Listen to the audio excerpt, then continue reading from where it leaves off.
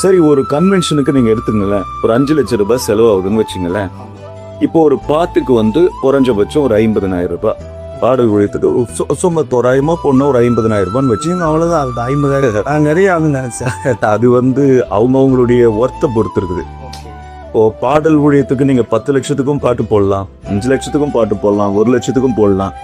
அது அதனுடைய குவாலிட்டியை பொறுத்து தான். இப்போ நான் என்ன கேட்குறேன்னா, உங்கள் பாடல் பர்டிகுலராக உங்கள் பாடலுக்கு ஒரு பாடலுக்கு நீங்கள் எவ்வளோ செலவு பண்ணுறீங்க? அப்படி சொன்னால் இன்றைக்கி நிறைய பேர் அப்படி நினச்சிட்டிங்கன்னா, இப்போ நிறைய பேர் என்ன நினைக்கிறாங்கன்னா, நானும் லட்சமாக பேங்க்கில் வச்சுன்னு பாட்டு ஊழியம் பண்ணுற மாதிரி இருக்குது. நான் கூட அப்படி தான் நினச்சேன்.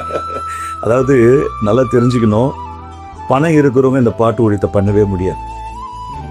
நிறைய பேர் லட்சமாக வச்சுருக்கிறாங்க, கோடிக்கணக்கில் வச்சுருக்கிறாங்க. பாடல் ஊழியன்றது வந்து அது வந்து சாதாரணது கிடையாது.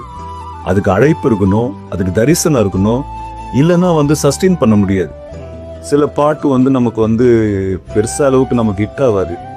ஆனால் என்ன பார்த்தீங்கன்னா, நீங்கள் வந்து ஓரளவுக்கு வந்து ஒரு 4 ஆத்மாவுக்கு அது தேற்றதாக இருக்கும்.